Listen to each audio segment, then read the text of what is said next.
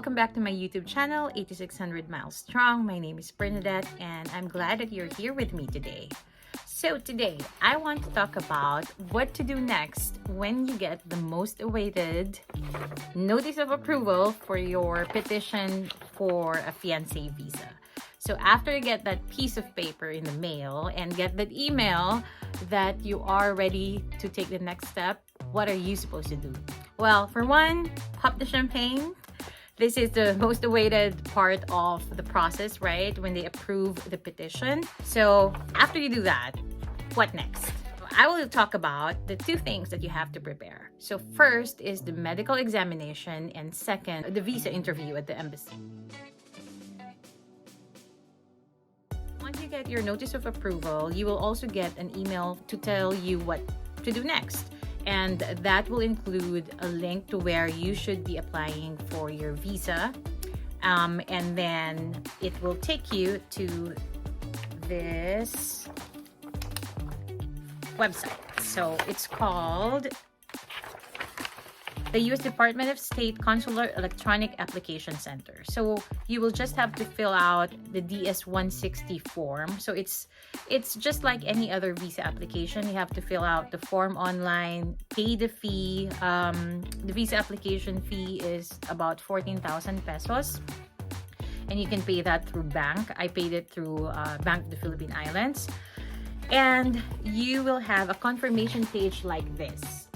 So this will just confirm your visa interview schedule, and you have to make sure that you have the documents, the prerequisites, which is approved petition, the I-129F, your passport valid for at least 6 months for the sponsor or the petitioner, your affidavit of support, tax returns, income information, so that includes your salary, pay slips, W-2 form, which is a tax form, employment certificates, and bank statements. It's not very clear, actually, that they want you to give 3 years of income tax return. They will require you to at least give them one, and then it's optional for you to give them 5 years back. In our case, we gave them 3 years back. So we gave them my husband's or my then fiance's employment certificate, his income tax return for the past 3 years, bank statements, and some other investment proof. So it's not required, but if you can submit all those documents, it will just prove that you are in a good financial situation. You are financially capable to support your fiancé who's coming over as an immigrant to the US. And again, why so? Because when you move here, you don't necessarily have the means to earn yet. You don't have your work permit yet. It will take a few months. So unless you have a lot of savings in the bank, you will really have to rely on the support of your fiancé for the time being. After you book your schedule for your visa interview, you also have to book your medical exam. I went to St. Luke's Extension Clinic in Manila, so you can book that a few weeks ahead of your visa interview schedule, just so if you have any medication that you have to take, or if you have to do additional examination. It really depends on your health. I'm very lucky that I didn't have to do anything extra out of the ordinary, so I just went there the first day. I went through all the series of tests. You have to pay 17,000 if I'm not mistaken for adults, and then 9,000 for children. And they don't accept credit cards and they don't accept USD, so be prepared with peso. So we just brought cash in our case. And then on the second day, that's just the day that they will release the information or the medical result. Also, they will give you a one-page vaccination record, and take a photo of that. Make sure you keep a copy, because once you move to the US and you apply for your green card or your permanent residency, they will look for that vaccination record. And if you lose that, you have to do it again. Also, if you are up to date with the vaccinations that they need, that includes chickenpox, hepatitis, tetanus. If you have all those and you have the vaccination certificates from your provider and it's still valid, you can actually give that to St. Luke's. I don't think it will make the medical fees any less, but at least you don't have to do it again. In my case, my mom can't find my records, so I just have to go and get all my vaccination up to date. So that's no big of a deal. I was able to do that. Again, 2 days, I'm done. It's time for your visa appointment. So your visa interview at the embassy. Let's talk about the things that they're gonna ask for. So the technical requirements. So in my case, because I moved to Malaysia for a couple of years before going back to the Philippines to fix my papers for migration, I need to get a certificate of good records from the Malaysian embassy, which basically says that I don't have any pending criminal record or criminal case, and I'm in good standing. And if you lived in multiple countries, then you have to get that from each of the countries that you lived for the past 5 years. So if you lived in 2 countries before that, within the 5 years before moving to the US, then you have to get that certificate of good standing or certificate of good records, whatever they call that, from the embassy. Mine took a few weeks because they have to get it all the way from Malaysia and mail it to the Philippines.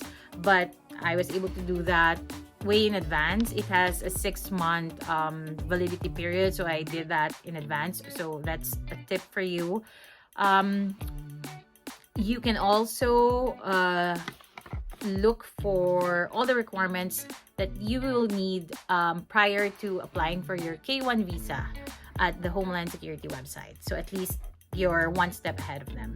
In terms of documents, Philippine documents that I presented, I have, of course, NBI, and that's good enough because it's a national database, right? You don't have to get police records or police clearance from the city or town that you are living at the moment.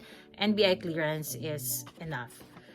Also, because you're applying for a K-1 visa, which means you're gonna marry in the US, you will also have to submit a CENOMAR, or a certificate of no marriage. It's easy to get that. You just have to request that from PSA, and they can mail that to you in a week, I believe.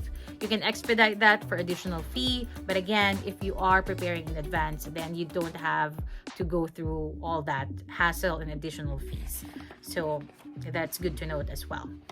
Of course, you have to give your PSA birth certificates. So if you want to save yourself some trouble, once you request for your PSA birth certificate, just ask for a couple of copies, because you're gonna use that in most of the steps. Even here, I use that when I report the marriage and things like that. So just get a couple of copies. That will save you a lot of trouble. And did I already say that the visa application fee, the K-1 visa application fee, is 14,000? So that's 14,000 pesos. I haven't checked it more recently, but this was 2 years ago. So just go ahead and go to the embassy page, and you will find the most up-to-date information. But that's during my time, it's 14,000 plus. And again, you can pay that online once you apply for your visa interview, once you fill out your DS-160 form, and it will just bring you to like a couple of payment options. I use BPI for that, no problem, easy wire transfer. This is the most interesting part. So how was my interview experience? So first, I want to say it's not as bad as I thought it would be. When you're in this situation, I fully understand that you feel like something will go wrong, or you will get, a very strict or rude consul, or things like that. And again, you hear a lot of these stories and you just process it too much in your head and you overthink. And I did, and for valid reasons, right? But actually, the overall experience is pretty good. You don't have to bring your fiancé or your sponsor or your petitioner with you in the interview. They actually don't it's not that they don't recommend it, but they will say that it's up to them if they will allow the petitioner to be with you during the interview process. I'm lucky that my fiancé was able to fly to the Philippines for a few weeks, so he was actually with me all throughout the process of my medical and most especially my visa interview. While it's not necessary because there are limitations, financial constraints, work, whatever that may be, it's not a requirement for your petitioner to be with you. But in our case and in my experience, I really think it helps a lot to prove the legitimacy of the relationship. Because at the end of the day, you're together there, he's there, or she's there, right? And there's no denying that you're together. And that's the number one priority for the consul, to make sure that you convince them that your relationship is valid, that your relationship is legitimate, that you have seen each other at least once in the past 2 years, that the relationship is not based on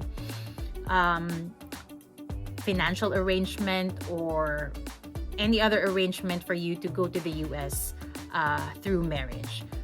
Sadly, this happens. Nangyayari talaga siya, so we can't really blame them. We can't really blame the US government for making sure that all the filters are in place to ensure that only those legitimately marrying a US citizen can go on K-1 visa. So, excuse that's my dog yawning. So during my visa interview, I think 3 things. I'll give you 3 tips. 1, make sure you're prepared with all the documents. Go through the list over and over again. If you have to rehearse all the information, it should be on top of your head because it's just facts. Facts don't change, right? But sometimes when you're nervous and when you're not comfortable, sometimes simple questions, sometimes you just forget the answer. Simple questions like, where was your fiancé born? And they will try to intimidate you. So they will try to ask questions, catch you off guard. So again, being prepared, make sure that everything is organized. That will really help you. And prepare, and even rehearse if you have to. Secondly, this might be cliche, it might sound cheesy, but honesty is the best policy. I mean, if you are honest with your intentions, you don't have any intentions to do illegal activities in the US, if you are marrying the love of your life, if you are marrying not for whatever gain, financial, or just to get a green card, again, no offense, but it really happens, then, you have nothing to worry about. If you're honest about the relationship and that's really the intention for you, why you're moving to the US, then there's nothing to worry about. Be open to telling them details about the relationship. Speaking of honesty, don't even try to circumvent the system. They are trained professionals who can spot dishonesty, basically. For example, your bank accounts. Don't try to augment it last minute. They will trace it and ultimately they will figure out that you are just putting the money so you have show money, and it doesn't really help. Last but not least, be confident. Whatever makes you more comfortable, more confident about yourself that day, do that. If you need to work out in the morning before you go for your interview, do that.